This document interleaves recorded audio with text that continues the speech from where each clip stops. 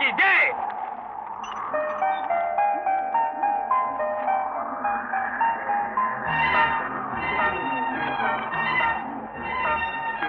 யார் இந்த ஆளு? இந்த ஆளு உங்களுக்கு முன்னாடியே தெரியுமா?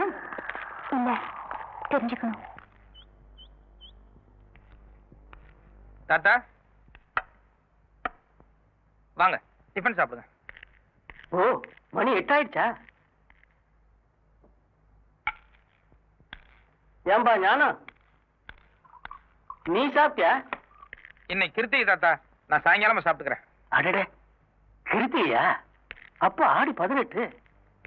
நல்ல வேலைப்பா நீ ஞாபகப்படுத்தின.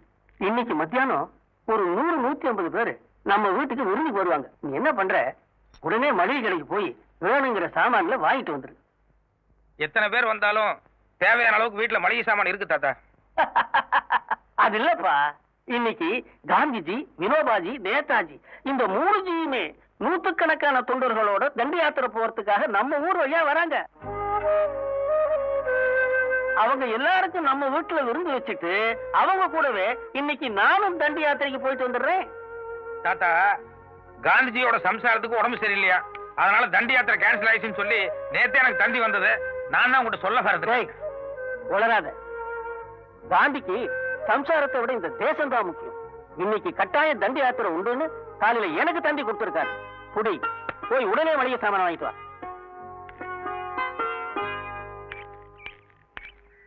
வணக்கம் சார். வணக்கம். பிரிண்டிங் பிரஸ் போல கார்ட்டூன் ரெடியால சார். நைட்டே ரெடி பண்ணிட்டேன்.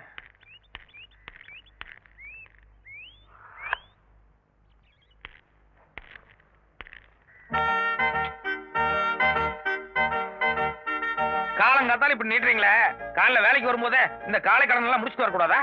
இது காலை கடன் அல்ல, வேலை கடன். எனக்கு 2 மாசம் சம்பளம் பாக்கி, அதைத்தான் ஞாபகப்படுத்துறேன். ஞாபகம் இருக்கு.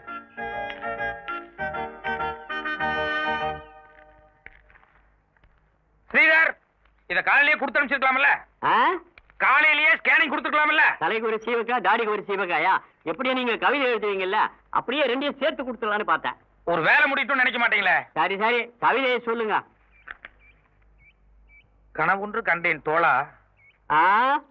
கனவொன்று கண்டேன் தோளா, அதில் கடன் இல்லாத புதிய பாரதம் மலர கண்டேன் தோளா. ஓ, அது சார், நீங்க தப்பா நினைக்கலன்னா நான் ஒண்ணு சொல்லாமா? நான் எப்பவுமே அடுத்தவங்க அபிப்பிராயத்துக்கு செவிசாய்க்கிறவன். சொல்லுங்க. உண்மை, உழைப்பு, உயர்வு இது உங்க கொள்கையா இருக்கலாம், உயர்ந்த தத்துவமாவும் இருக்கலாம். ஆனா இளமை, இனிமை, புதுமை அதுதான் இந்த காலத்துக்கு ஒத்து வரும். என்ன மாதிரி இளைஞர்களுக்கும் பொருந்தும். இத பாருங்க, உங்கள மாதிரி கிசு கிசு படிக்கிற ஆட்களுக்காக நான் பத்திரிக்கை நடத்தல. நாட்டு நலன்ல யாருக்கு அக்கறை இருக்கோ அவங்க என் பத்திரிக்கை படிச்சா போதும். இன்னைக்கு வேணா நம்ம பத்திரிக்கையுடைய சர்க்குலேஷன் குறைச்சலா இருக்கலாம், ஆனா எதிர்காலத்துல ஞானப்பழத்தினுடைய வளர்ச்சி இருக்க இப்ப உங்களால புரிஞ்சுக்க முடியாது. குட். என்னங்க, போன வார பத்திரிக்கை இந்த வார பத்திரிக்கை ரெண்டும் கொடுத்துட்டு வாங்க. இந்தாப்பா. என்னமோ சொன்னீங்களே யார் படிக்க போறாங்கன்னு, பாத்தீங்கல்ல? காலங்காத்தால தாய் குலமே நம்ம பத்திரிக்கையை தேடி வாங்கி படிக்கிறாங்க. ரொம்ப குலகாகிதான் அடையாதீங்க. இந்த ஏரியாவில் இருக்கிற தாய் குலங்கள் எல்லாம் தினம் நம்ம பத்திரிகை தான் வாங்கிட்டு இருக்காங்க. அதை என்ன பண்றாங்கிறத கொஞ்சம் ஜன்னல் வழியா எட்டி பாருங்க.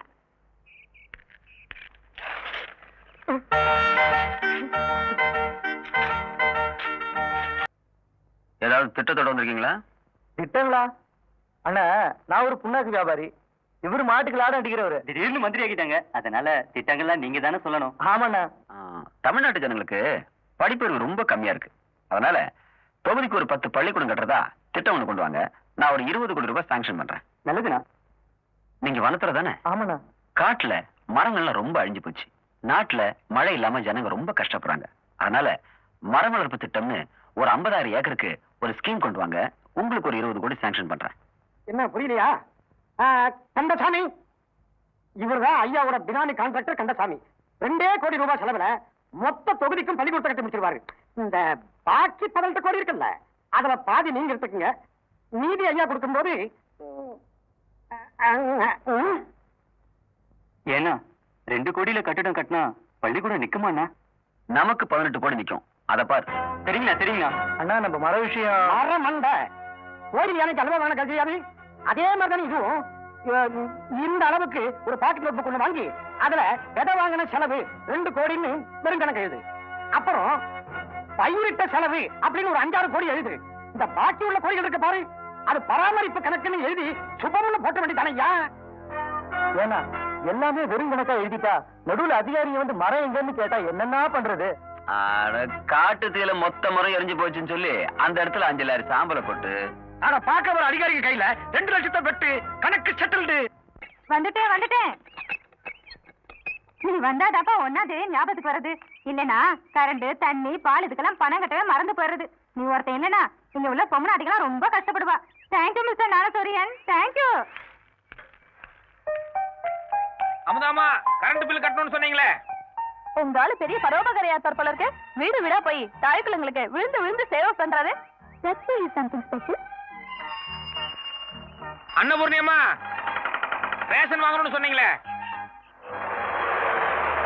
இந்தாப்பா, இந்தா. என்ன? எல்லா வீட்டுல வாங்கினே இல்லப்பா, அதே ரேஷன் கார்டு தான். அண்ணனோடதுப்பா, அண்ணன் தான் கொடுத்துட்டு வர சொன்னாரு. அண்ணனையே போய் வாங்கி சொல்லு. அண்ணா,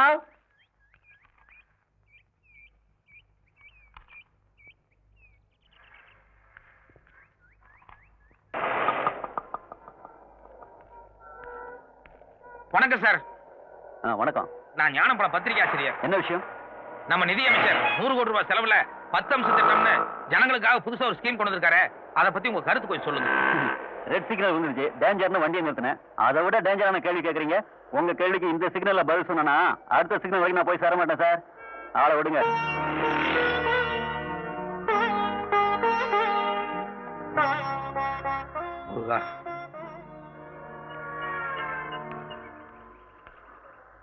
அப்பா, கடைசியா ஒரே ஒரு ஆளுகிட்ட முயற்சி பண்ணி பார்ப்போம்.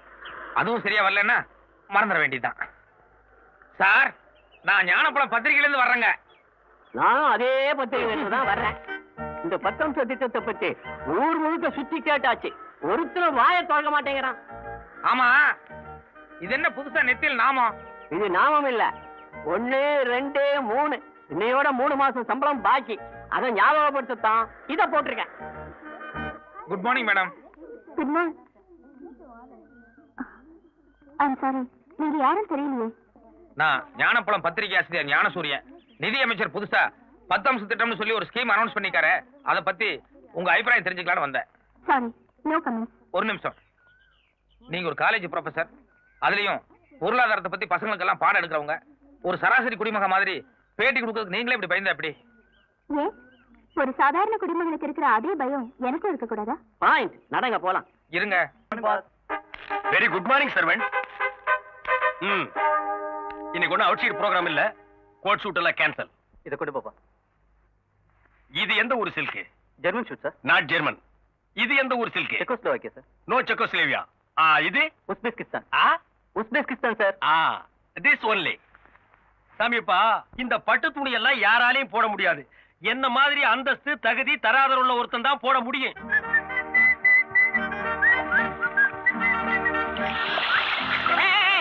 அறிவிருக்கா? என்ன துணி? சிலுக்கு துணி. இது எவனாலும் போட முடியாது. இதுக்கெல்லாம் ஒரு தகுதி தராதரம் பர்சனாலிட்டி இதுக்கெல்லாம் தேவை. இதுல போய் தண்ணி அடிச்சா முட்டா. யாரா முட்டாளு? இரு இரு, என்ன பத்தி உனக்கு தெரியாது. நீ அடிச்ச 1க்கு 10. அதாவது நீ ஒரு அடி அடிச்சேன்னா எவனாவது உன்னை 10 அடி அடிப்பான். இது எங்க முனியாண்டி சாபம். அதனாலதான் எந்த நாயா இருந்தாலும் என்னை கை நீட்ட கூடாது. ஜாக்கிரதை. Good morning boss. Sorry boss, வீட்டுல ஒரு ஃபங்க்ஷன், அதான் லேட் ஆச்சு பாஸ். கடைசி என்ன சொன்ன? லேட் ஆச்சு. அதுக்கப்புறம் லேட் ஆச்சு பாஸ். நான் பாஸ், நீயே? நான் உங்க வீட்டு டிரைவர். இது என்ன துணி? இது சில்க் துணி பாஸ். நீ போட்டிருக்கிறது என்ன துணி? இது சில்க். நான் பாஸ், சில்க் போட்டிருக்கேன். நீ யாரு? டிரைவர். இன்னொருக்கா சொல்லு. ஓட்டுநர். நீ சில்க் போடலாமா? பாஸ், நீங்களும் காக்காயி ஒண்ணாக முடியுமா? நீயும் அதுவும் வேணும் ஒண்ணாகலாம். அதுக்கு இல்ல பாஸ், எதையே திங்க் பண்ணி பாக்கணும். பொண்ணுலயே 24 கேரக்டர் இருக்கு, காக்கா பொண்ணு இருக்கு. நீங்க போட்டுக்கிறது 24 கேரக்டர். நான் காக்கா. இந்த காக்கா குருவி அதெல்லாம் விடுறா. பாக்குறவங்க கண்ணுக்கு 2 சிலுக்கா தானே தெரியும். பாஸ், என் பெரிய நகைச்சி நிச்சயதார்த்தம். பழைய கடையில போய் ஏலத்துக்கு எடுத்து என் வாழ்க்கையிலேயே இப்பதான் சிலுக்கு போடுறேன். போட்டுட்டல்லடா. பாஸ் பாஸ், ஏன் சொல்றீங்க? இன்னைக்கு 2ல ஒரு முடிவு தரணும். ஒண்ணு நீ போடு சிலுக்கு, இல்ல நான் போடுறேன். பாஸ் பாஸ், நீங்க போடுங்க, நீங்க போடுங்க. நான் கழட்டிடுறேன். கழட்டு கழட்டு. அவர்ற வேட்டிய இந்த புடி. என்னது? புடுறா. இனிமே உன் வாழ்க்கையில என்கிட்ட டிரைவரா இருக்க வரைக்கும் சிலுக்கு மட்டுமல்ல சட்டையே போடக்கூடாது. பார்த்தவேடா.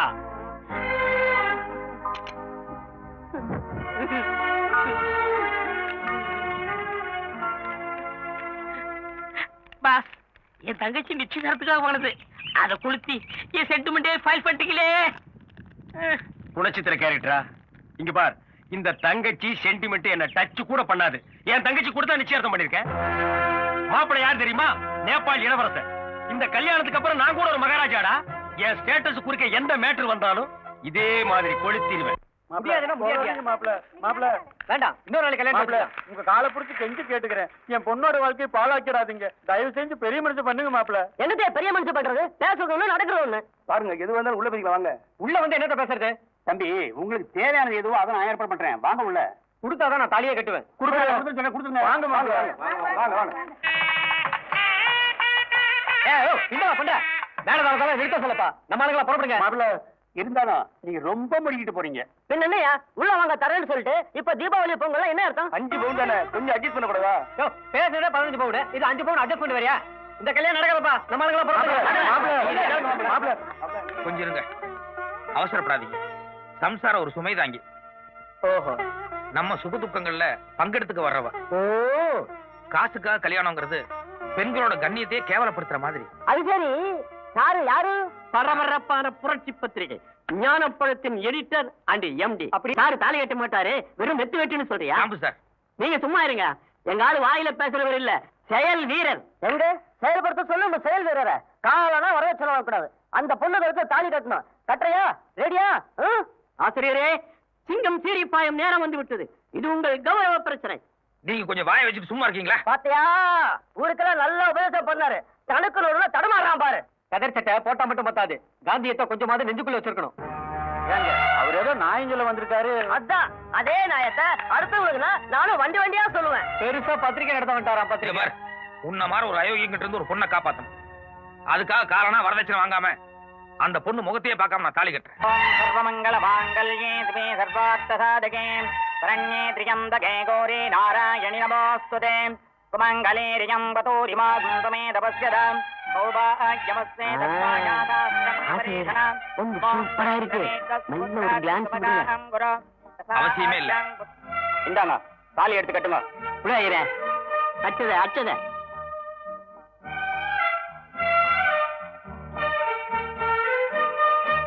கோடீஸ்வரர் வீட்டு பொண்ணு பார்த்தோன்னு கொத்திட்டு போலான்னு பாக்குறாங்க. நான் உயிரோட இருக்கிற வரைக்கும் அது நடக்கவே நடக்காது.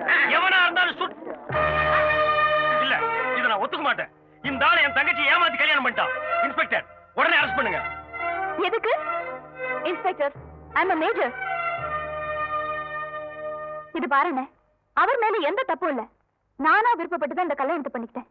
இன்னும் சொல்ல போனா தாலி கட்டுற வரைக்கும் அவர் என் முகத்தை கூட பார்த்தது இல்ல. இது கதை. முகத்தை பார்க்காம ஒரு கல்யாணமா? என்னங்க, ஒரு நிமிஷம் இப்படி வரீங்களா? என்னங்க வர்றீங்களா? இத பாருங்க, நம்ம ஆசைப்படுறதுக்கும் நடைமுறை வாழ்க்கைக்கு நிறைய வித்தியாசம் இருக்கு. கல்யாணத்துல வேணா நான் அவசரப்பட்டிருக்கலாம். ஆனா யார கல்யாணம் பண்ணணுங்கிறது நான் நிதானமா எடுத்த முடிவு. இல்ல, 5 பவுன் கூட போட முடியாத ஒரு ஏழை பொண்ணுன்னு நினைச்சுதான் உங்க கழுத்துல நான் தாலி கட்டினேன். செல்வ செழிப்போட வாழ்ந்த உங்களால என்னோட சூழ்நிலையில நிச்சயமா சந்தோஷமா இருக்க முடியாது. என்ன தவிர என் வீட்ல இருந்து நான் வேற எதுவுமே எடுத்துட்டு வர போறது இல்ல. இப்ப சொன்னீங்களே ஏழை பொண்ணுன்னு, அவளாவே நான் வாழ்ந்து காட்டுறேன். நடங்க. அண்ணா, நான் என் புருஷன் வீட்டுக்கு போறேன்.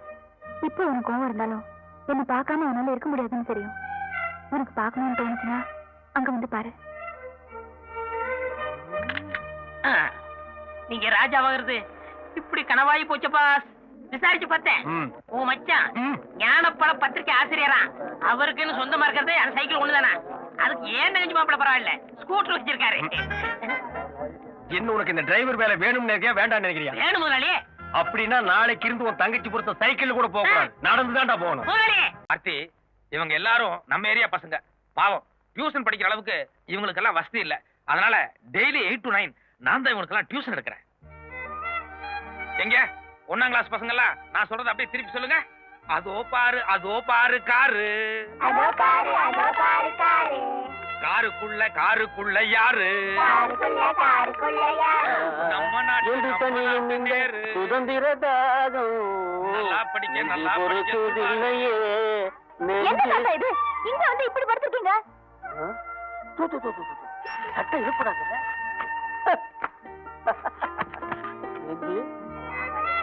வந்தே மாதரம், வந்தே மாதரம். தண்டி யாத்திரை புறத்தாச்சு. வந்தே மாதரம். பாரத் மாதா கி ஜெய். வெள்ளையனே வெளியேறு, வெள்ளையனே வெளியேறு.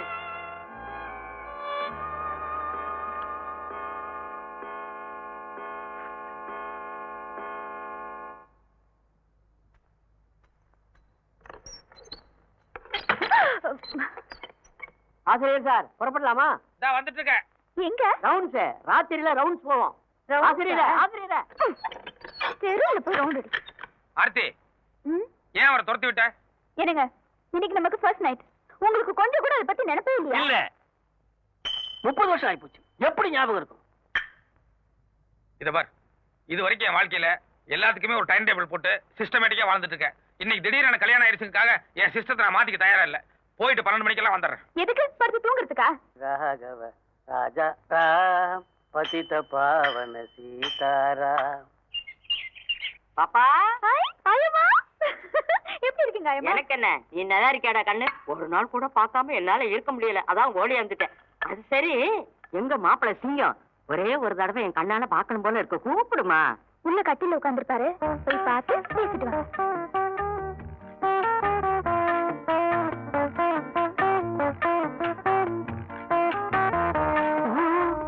பாப்பா, என்னாச்சு? போன வேகத்திலே வந்துட்டீங்க, பேசல? பேசுறதா? இப்படி ஒரு ஸ்பெஷல் நான் பார்த்ததே இல்ல. காதலுக்கு கண்ணு இல்லைன்னு தான் சொல்லுவாங்க, பல்லு கூட இல்லைங்கிறது இப்பதான் பாக்குறேன். என்ன சொல்றீங்க? நான் என்னத்த சொல்றது? ஆமா, நேற்று முதல் ராத்திரியாவது நல்லபடியா நடந்ததா? அது ஏன் கேக்குறீங்க? நான் 7 மணிக்கெல்லாம் ரெடி ஆயிட்டேன். அங்க ரெடி ஆகலையாக்கும்? மணி 8 ஆச்சு, 9 ஆச்சு, 10 ஆச்சு. அவருக்கு கொஞ்சம் கூட ஃபர்ஸ்ட் நைட்டுங்கிற நினைப்பே இருந்த மாதிரி தெரியல. நினைப்பெல்லாம் நிறைய இருந்திருக்கும், நிலைமை சரியில்லையே. அப்புறம் தான் நானே, ஐயோ என்னங்க, இப்ப நீங்க உள்ள வர போறீங்களா இல்லையான்னு சொல்லி தரத்துறன்னு எடுத்துட்டு போய் கதவை தாழ் போட்டு லைட் ஆஃப் பண்ணிட்டேன். இப்ப பாத்தீங்களா, நான் 6 மணிக்கு எந்திரிச்சிட்டேன், அவர் 8 மணிக்கு தான் எந்திரிச்சார். ஏமா நெசமாவா சொல்றேன்? என்னால நம்பவே முடியலையே. ஆர்த்தி, என்னங்க என்ன ஜாலி? இங்க ஒரு பிளாக் டைரி வச்சிருந்தேன். எங்க? இவ்வளவுதான் வச்சேன். கொஞ்சம் இருங்க. என்ன? இந்த மீசை ஏதோ ஒட்டிருக்க மாதிரி. ஒண்ணும் இல்ல. கொஞ்சம் இருங்க. இதோ இங்க. காலங்கத்தால என்ன விளையாட்டு இது? என்னம்மா அது ஒரே கசமுசாவா இருக்கு? என்னாச்சு? யாரு இவரு? இவருதான் அவரு. அப்ப அவரு எவரு? உள்ள கண்ணாடி கைத்தறியோட வயசானவர் இருந்தாரா? அவரு இவரோட தாத்தா. சிவ சிவ சிவ சிவ சிவா. என்னாச்சு அம்மா? ஒண்ணுல சம்திங் கன்ஃபியூஷன். இறங்க.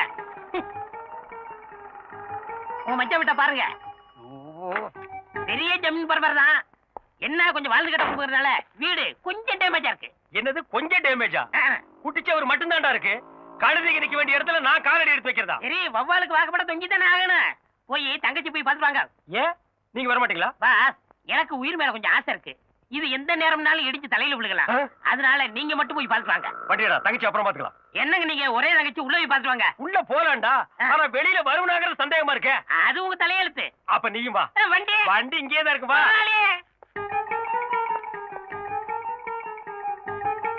யார் சாதிங்க? நீ யாரா? இந்த பத்திரிகையில வேலை பாக்குறேன். இது பெரிய இந்தியன் எக்ஸ்பிரஸ் பத்திரிக்கை, இந்தியா பூரா டெலிவரி ஆகுது. இதுக்கு ஒரு ஆபீஸ், 9 அடி இடத்துல ஒரு வாட்ச்மேன். கையறா. ஏங்க மச்சான உள்ள போய் பாத்துவாங்க. டேய் மச்சாங்க சேனா அப்பிடுவேன். நான் என் தங்கச்சி தான் பார்க்க வந்தேன். அந்த ஆள் வேணா நீ போய் பாரு, போடா.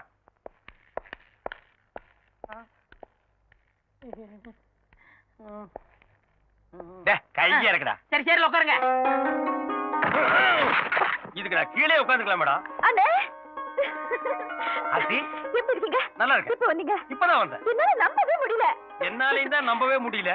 ஆயம்மா, ஆபீஸ்க்கு போய் அவர்கிட்ட மச்சான் வந்திருக்கான்னு சொல்லி அவர் சீக்கிரமா கூட்டுவாங்க. சரி பாப்பா. அண்ணே என்னம்மா 1000 தான் நீங்க அந்தஸ்து பாக்குறவரா இருந்தா என்ன பாக்கணும்னு வீடு தேடி வந்திருக்கீங்க பாருங்க. இதுதான் தங்கச்சி பாசம். முதலாளி இப்பதான் ஒரு கல்லு விழுந்திருக்கு. மா நீ பாசத்தை காட்டு, நான் வேண்டான்னு சொல்ல, அடிக்காம காடி. ஐயோ தாத்தா, இது எங்க அண்ணன். அண்ணியே இல்ல எங்க அண்ணன். அண்ணியே அதான் அவங்க அண்ணன் சொல்றாங்கல்ல, நடங்க. அப்ப ஜெய்கின் சொல்ல சொல்லு. ஜெய்கின் தான் சொல்லு.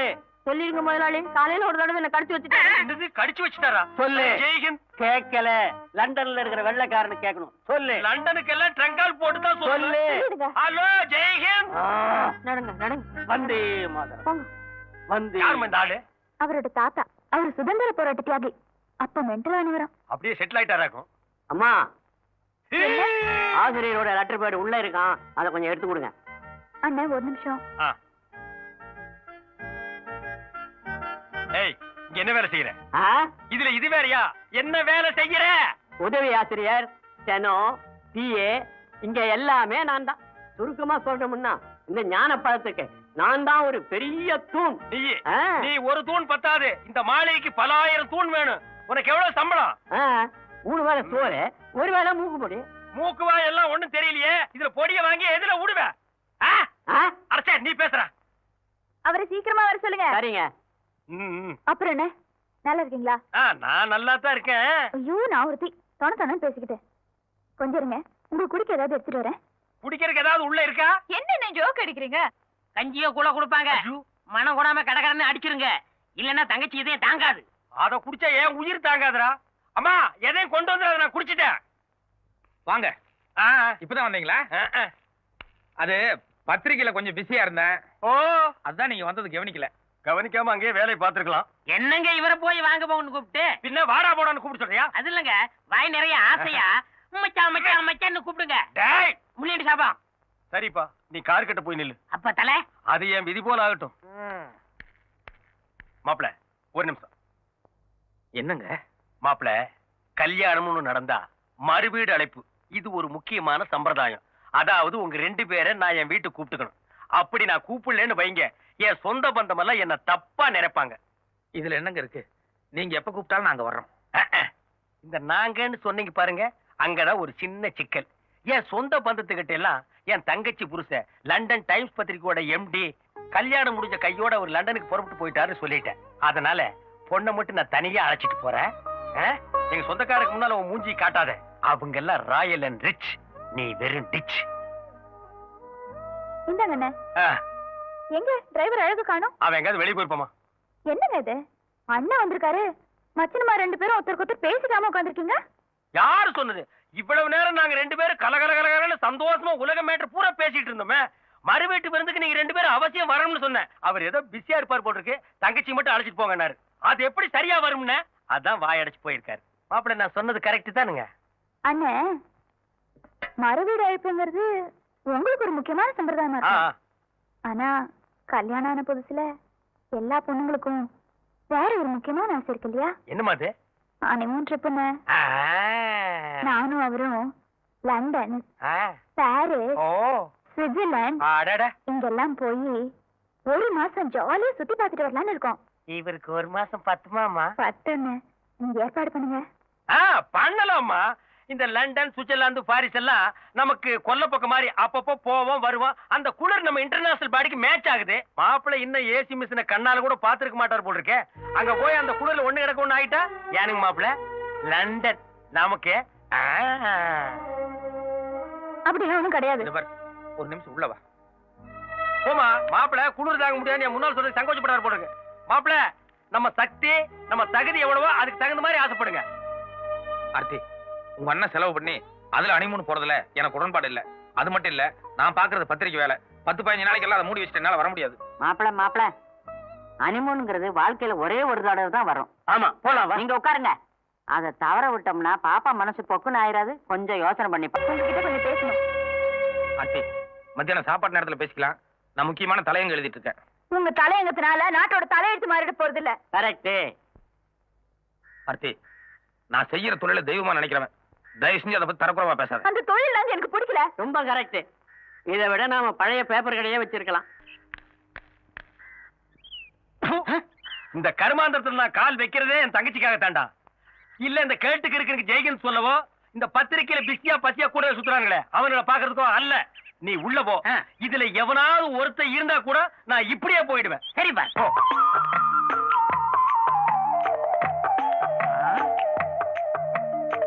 நல்ல வேலை யாரும் இல்ல.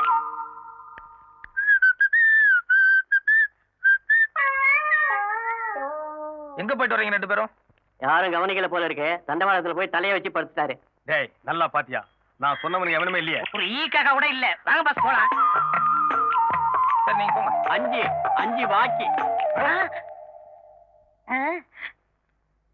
பாஸ் என் கண்ணையே என்னால நம்ப முடியலையே. அத புடிங்க வெளியேறிடா. வாங்க உட்காருங்க. அடே டே டே வாங்க வாங்க வாங்க வாங்க வாங்க. உட்காருங்க உட்காருங்க. ஜாயிப்பா காந்தி மாதிரியே சட்டை இல்லாம இருக்காரு. நல்லா கால் மேல கால் போட்டு உட்காரு. தாத்தா ஒரு சின்ன வேலை இருக்கு, உள்ள வாங்க. ஏண்டா சட்டை போடலன்னா நீ காந்தியா? அவர் தானே சொன்னாரு. அவன் கிறுக்க சொல்லுவா. நீ எப்படி சேர்ல உட்காரலாம்? உட்காரட்ட அவர் அடிப்பாரு. இப்ப நான் அடிப்பேன். இங்க பாருங்க முனியாடி சாவம் ஒண்ணுக்கு பத்து. சரி போடா பாஸ் போடா. அம்மா வணக்கம். வாங்கண்ணே, இப்பதான் வரீங்களா? வணக்கம் ஐயா. ஏன் நின்னுட்டே இருக்கீங்க? உட்காருங்க. அவர் உள்ளதானே இருந்தாரு, பாக்கலையா? என்னங்க? இந்தமா நான் ஒன்னதான் பார்க்க வந்தேன். என்ன விஷயம்னு? இங்க பாருமா, நம்ம லெவல் என்னமோ அதுக்கு தகுந்த மாதிரி தான் நடக்கணும். மாப்பிள்ளை இருக்கிற சூழ்நிலைக்கு மினிஸ்டர் கிட்ட எல்லாம் போய் மோதறாரா? ஊருக்குள்ள கசமுசான்னு பேசிக்கிறாங்க. ஒன்ன வேற நான் இந்த மாதிரி பார்க்கணுமா? 50 லட்சம் ரூபாய் முதலீடு போட்டு ஒரு ஃபைனான்ஸ் கம்பெனி ஆரம்பிக்கிறேன். அதுல சேர்மன் போஸ்ட் ஏத்துக்கிட்டு கால் மேல கால் போட்டு உட்கார சொல். என்ன யோசிக்கிற? இல்லங்க, அதுக்கெல்லாம் அவர் ஒத்துக்க மாட்டார். என்னங்க கொஞ்சம் இப்படி உட்காருங்க. என்ன விஷயம்? உட்காருங்க சொல்றேன்.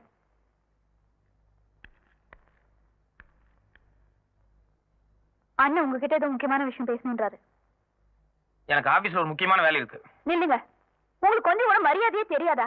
அவர் ஏதோ முக்கியமான விஷயம் பேசணுன்றாரு, நீங்க பாட்டுல போறேன்றீங்க. அண்ணே இத நான் பேசிக்கிறேமா. நீ போய் காய் போட்டு கொண்டு வா. கொஞ்சம் நிதானமாவே போட்டு வா. மாப்பிள்ளை கொஞ்சம் கிட்ட வர்றீங்களா? பரவாயில்ல, அப்படியே சொல்லுங்க. சரி நானே வர்றேன். மாப்பிள்ளை நான் என்ன சொல்றேன்னா, ரகசியம் தானே. பாரதியாரா நேத்து ராத்திரியே பாண்டிச்சேரிக்கு அனுப்பிச்சிட்டேன், போயிட்டாரு. தாத்தா பாரதியார் நம்ம ஆபீஸ்ல தான் இருக்காரு, போய் பார்த்துட்டு வாங்க. பாரதி புரட்சி புயலே. மாப்பிள்ளை ஆனை மேல ஏறலாம்னு உங்களுக்கு ஆசை இருக்கு. ஆனா குடுப்புன கழுத மேய்க்க கூட இல்லையே. கோமணம் கட்டுறதுக்கே உங்களுக்கு வக்கில்ல. இதுல நீங்க முண்டாசுக்கு ஆசைப்படலாமா? இங்க பாருங்க, தினம் என் வீட்டுல வந்து எத்தனையோ பிச்சைக்காரனுக்கு திருட்டு போறானுங்க. நீங்களும் வீட்டோட வந்து உட்கார்ந்து 3 வேளை கொட்டிங்க. கொட்டிக்கீங்க. இத பாருங்க, என் பொறுமைக்கு ஒரு எல்லை இருக்கு. இனிமே எந்த காரணம் கொண்டு என் வீட்டு பக்கம் வர வேண்டாம். தயவு செஞ்சு வெளியே போங்க. உட்காருங்க அண்ணே. எதுக்கு அவர் வெளியே போக சொல்றீங்க? உங்க அண்ணன் என்ன சொன்னாரு தெரியுமா? என்ன சொல்லிட்டாரு? நீங்க கஷ்டத்துல இருக்கீங்க, உங்களுக்காக ஒரு ஃபைனான்ஸ் கம்பெனி ஏற்பாடு பண்றேன், அதுல சேர்மன் போஸ்ட்ல உட்காருங்கன்னு சொன்னாரு. இது என்ன தப்பா? அதேதான். ஆர்த்தி, உங்க அண்ணனை பத்தி உனக்கு தெரியாது. இல்ல, இது நாள் வரைக்கும் உங்களை பத்தி தான் எனக்கு தெரியாம இருந்துச்சு. இப்பதான் உங்களை பத்தி எனக்கு கொஞ்சம் கொஞ்சமா புரிய ஆரம்பிச்சு. மாமா விடுமா. கல்லுனாலும் கணவன், புல்லுனாலும் புருஷன். நீதான் அட்ஜஸ்ட் பண்ணிக்கணும். மாப்பிள்ள என் தங்கச்சி கண்கலங்காம பாத்துக்குங்க. ஆர்த்தி, உங்க அண்ணன் நீ நினைக்கிற மாதிரி இல்ல. போதுங்க, நீங்க அண்ணனுக்கு கொடுத்த மரியாதை.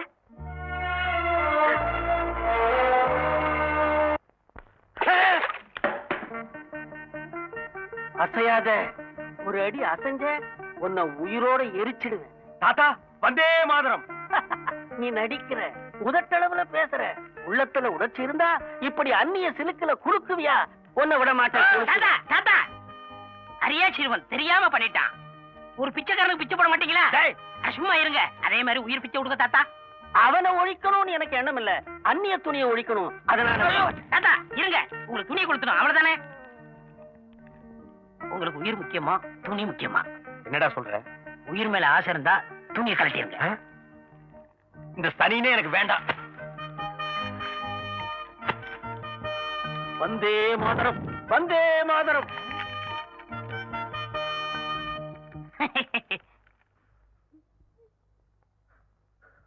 உட்கார்.